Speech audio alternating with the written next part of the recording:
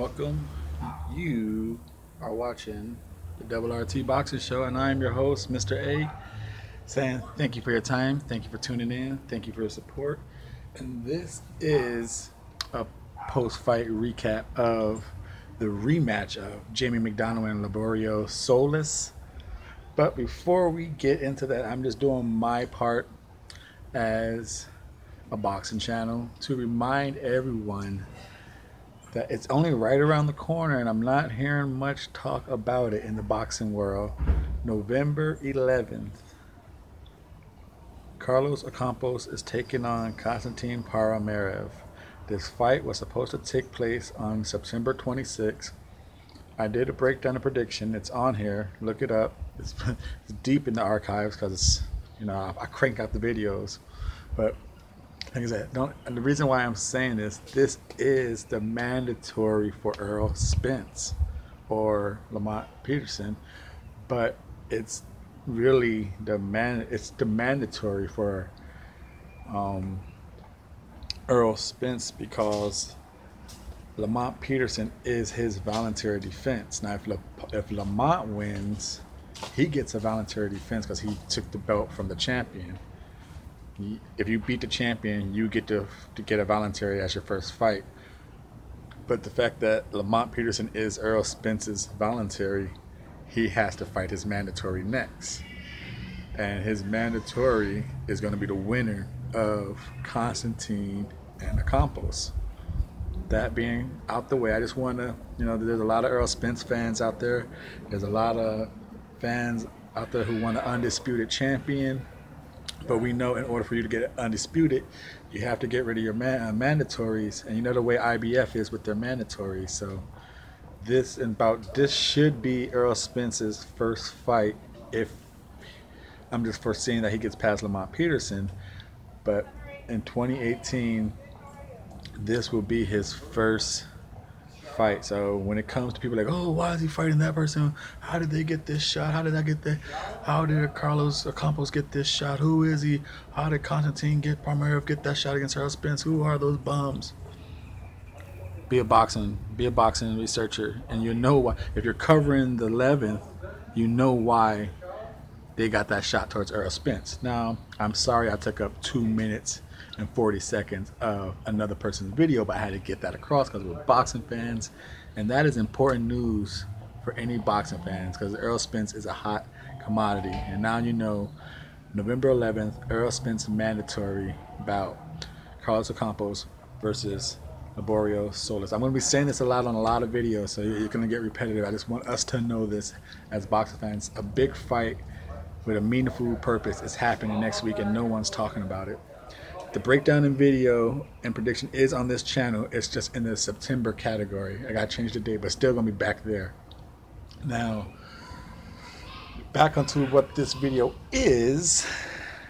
It's a post-fight cap of Jamie McDonnell, who was defending his IBO super lightweight title against Libioro Solis in the rematch. This match to me took off like it was round 13 from the first one. If you didn't see the first match, it was kind of controversial. A lot of people thought Solis won that fight. I was one of them, and I think people were kind of okay with McDonnell winning it. But just to how he won it was that lopsided, I think like a 117, 111 card. People were not okay with that one. So McDonnell has something to prove. So he came out this one trying to correct the wrongs. But he didn't. Straight from the get-go, Solis was pressuring him again, putting him on the ropes, able to land that right hand at will. The shorter arm was able to out-jab the taller, linkier fighter. Make it his fight, make it his tempo. And so I had Solis winning the first round easily, just backing Jamie up, hitting him clean shots, the right hand. It was no fill out round. It just coming right back to where we were. Bow, body, a little body. He was just hitting Jamie with that right. And then round two, Jamie I want to say Dave Caldwell. Is that his coach? If I'm wrong, leave it in the comment section. I'm learning the overseas trainers slowly by slowly. But I think his coach is Dave Caldwell. I think so.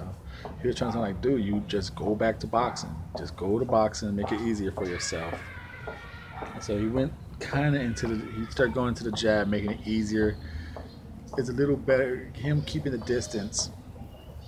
It's got to a little better fight, but still, I gave it to Solis. His styles make fights, and they say sometimes people just have your number, and I think Solis might just be the fighter who have Jamie's number, Then round 3 came out. Same thing. Solis looking aggressive, coming in for a nice right. They collide heads. A nasty. It was a deep gash. A nice little. Maybe the size, maybe 2 nickels on top of each other. Pretty deep gash right here. But it was right here. It wasn't on the eyeball. It wasn't over here coming into the eye. It was right here on the side, just gushing blood though. So in round 3, the referee stopped the action like 3 times for a doctor to look at it. Finally, they stopped it. The only thing that sucked was they stopped it with like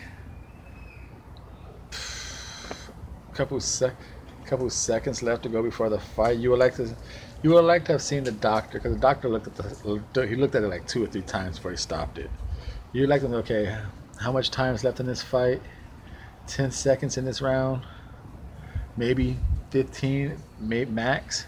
Okay, see what your corner could do and stop it in the 4th, if anything, because most likely that cut would have got looked at instantly in the 4th round. Somewhere in the 4th round, that cut would have got looked at again. That's the only problem I had with the stoppage, is that I wish the doctor would have at least looked up, because I have no problem with them stopping it, because it was a deep gash, because the fight where Jazarel Corrales and Constantinos, remember, he got stopped with a cut right here below his eyes. So for him to get stopped with a cut right here, that makes no sense to a cut stop up here. When you get a cut stopped below your eye and the blood's not affecting anything, but it's a deep gash, you got to stop a cut when it's a deep gash up here. It was a deep cut. So I have no problem with the safety of the deep cut. I just wish it would have been stopped the next one, because give the corner a chance to do something with the cut. That's why they're there. That's part of the game, part of the boxing. Those cutmen take that job very serious. But besides that, it was ended in the 3rd round, no contest. Will there be a rubber match? I do not believe so. Jamie McDowell said that's his last one. He's going up in weight. He's sucking himself dry to make that weight.